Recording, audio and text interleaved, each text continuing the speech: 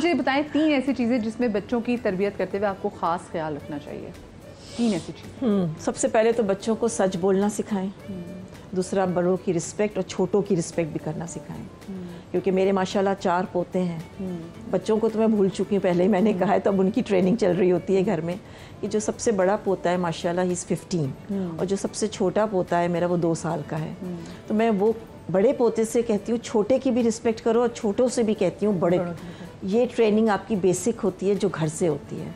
Secondly वही hygiene का मसला, मेरा एक मसला है ये बहुत बड़ा, वो मैं सिखाती हूँ अपने बच्चों को। क्योंकि मेरा घर, मिसबा को मालूम है कि कहीं भी तुम्हें कोई डस्ट नज़र नहीं आएगी मेरे घर में।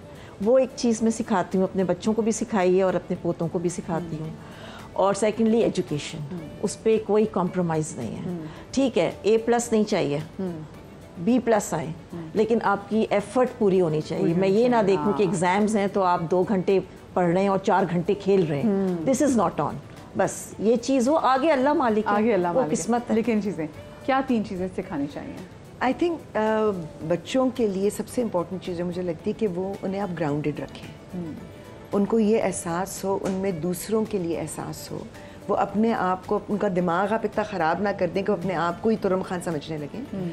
वेरी वेरी इसेंशियल कि उनको आप इंसानियत सिखाएं, अपनी औकात में रहना सिखाएं। दूसरी चीज़ सफाई, अंदर की बाहर की। क्योंकि अगर आपका ईमान कमज़ोर है तो आप इंसान कमज़ोर हैं। बिल्कुल। सो सच्चाई, ईमानदारी, वो सब चीज़ें आपकी कहते हैं ना गुट्ठी में होनी चाहिए कि वहीं से आपकी शुरुआत हो। तीसरी चीज़ respect, respect for this world, for people. कोई बड़ा है, कोई छोटा है। इवन मियाँ बीवी के रिश्ते में जब आप आगे जाकर बड़े होकर आप इंशाल्लाह लोगों की शादियाँ होती हैं, तो रिस्पेक्ट का सिर्फ आप जनाब मतलब नहीं होता, दिल से इज्जत देना है कि उस इंसान की ख्वाहिशात का भी एहतराम करें, उसकी ज़रूरतों का भी एहसास करें, उसकी ओपिनियन को भी बर्दाश्त करें। आई थिंक इन चीज़ों से ना आप बहुत ज़रूरी है। एक अच्छा और कंप्लीट इंसान बन सकते हैं। और चाहे घर में डोमेस्टिक स्टाफ है ना, उसका इज्जत करना ज़रा से हर किसी की, हर किसी को। हाँ जी, इस बात मुझे जो सबसे 3 इम्पोर्टेंट चीज़ें लगती हैं, वो सबसे पहले मैं चाहती हूँ कि बच्चों को एक आपकी रिलेशनशिप अल्लाह मियाँ के साथ बहुत अच्छी हो। By that I don't mean बहुत ज़्यादा, मतलब सब हो रिलीजियस वगैरह सब, उनमें स्पिरिचुअल एक रिलेशनशिप की बात कर रही हूँ कि you should know that he is there and that he will always be there for you. जहाँ पे आपके पेरेंट्स हो नहीं हो वो होगा, वो किसी तरह आप उनके अंदर इनकलकेट कर लें तो बहुत एक इम्पोर्टेंट चीज़ होती है। दूसरी चीज़ मुझे बहुत ज़रूरी है कि काइंड हो। Kindness is one of the things that is missing in our world. कि जहाँ हमें मौका मिलता है हम काइंड नहीं होते। एक दिन में एक काइंडनेस कर लें, अपने दोस्त को काइंडली वो कर लें, आपकी तबीयत में एक काइंडनेस होनी चाहिए। That is also really important. और तीसरी चीज़ ये है कि एहसास, काइंडनेस के साथ साथ एहसास भी है कि आप, आई थिंक नहीं, एक मैं चेंज करूँगी। मैंने जब कल के मैच के बाद मैंने एक और चीज़ सोची हम लॉयल्टी टू योर कंट्री। वो बचपन से ही उनके अंदर सिखाएं कि आपका मुल्क आपकी माँ है। And if you can be honest to your country, अपने अंदर से आप सब चीज़ें भूल के अपने मुल्क के लिए अगर आप ऑनेस्ट हो जाएं तो आपका मुल्क कहाँ से कहाँ पहुँच जाए। This is something I would want all the children. I think it is time, क्योंकि मैं भी यही सोच रही थी कि बच्चों में प्रोग्रामिंग छोड़ के बच्चों के लिए मैं काम करना चाहती हूँ। बिकॉज जो ये नई जनरेशन हमारी बड़ी होगी ना, this is the generation that needs good thought. Miss ji मैं भी सोचा, और दूसरी बात है हमारे बच्चे ग्रेटफुल नहीं है। जैसे मुझे लगता है कि मेरी जो जनरेशन है वो लास्ट जनरेशन है जो कि ग्रेटफुल है माँ बाप की। उसके बाद तो बच्चे कहते हैं आपने मतलब किया ही क्या था जो हम आपकी ग्रेटफुल, आपने किया ही क्या था। मतलब अभी भी होते हैं कि अच्छा एक महंगी जूती ले दी तो वो भी याद है कि अच्छा जितनी महंगी जूती ले दी ना, तो ये बच्चों के जिंदगी का जो होनी चाहिए पेस है ना बहुत तेजी से जा रहा है। मटीरियलिस्टिक बहुत बहुत है, पैसा सब कुछ। क्योंकि आज का हमारा स्पेसिफिक जो शो भी है हम खवातीन के मतलब जो हाई अचीवर्स उनके वाले से बात करें, खवातीन के बारे में ऐसे कहीं बात की जाती है कि, और हम ड्रामास में भी जो देखते हैं कि जी औरत ही औरत की दुश्मन है। तो आप इस बात से कितना अग्री करती हैं, फिर इसको निगेज करेंगी? देखो मेरा एक्सपीरियंस सच ऐसा कभी हुआ नहीं ज़िंदगी में कि औरत ही औरत की दुश्मन हो, तो मैं इस बारे में इतना कुछ बोल नहीं सकूँगी। बट मेरी जितनी फ्रेंड्स हैं जिस सर्कल में मैं रहती हूँ तो मैं बहुत प्यार देती हूँ उन्हें और इन रिटर्न वो मुझे बहुत प्यार देती हैं, तो मुझे कभी ये चीज़ फील नहीं हुई। कभी कभी समझ होता है कि आपकी दोस्त भी जो आपके लिए आपकी बचपन की दोस्त होती है वो भी समहाउ कहीं ना कहीं आपसे इनसिक्योर होती है। बिल्कुल होती होंगी, लेकिन मुझ में ये चीज़ नहीं है बिल्कुल भी।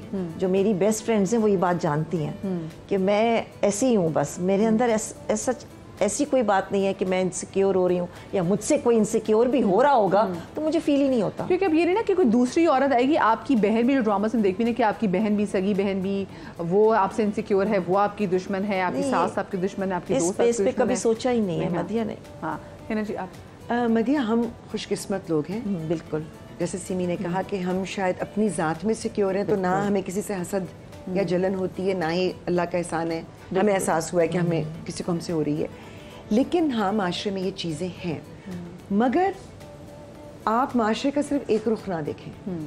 मुझे लगता है कि मेरी ज़िंदगी में, मेरे करियर में, मेरे रिश्तों में जितनी सपोर्ट मुझे ख़वातीन से मिली है, right from my teachers to when I started working, to my friends and colleagues, my mother, my sisters, अब मेरी भांजियाँ, मतलब मुझे लगता है कि औरत दूसरी औरत को यूं पकड़ के चलती है, लेकिन उसके लिए वही वाली बात आती है कि आपकी तरबियत कैसे हुई थी, आप में शुक्रगुजारी है, आप में एहसास है, आप में दूसरे की तकलीफ का एहसास और बर्दाश्त है।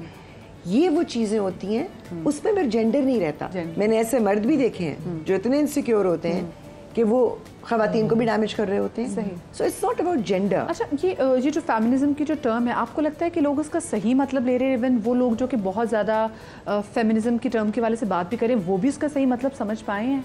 फेमिनिज्म पे एक चीज़ पे तो आप फ़ौरन चले जाते हो ना, I don't want to say the line that is always there. Feminism is not that.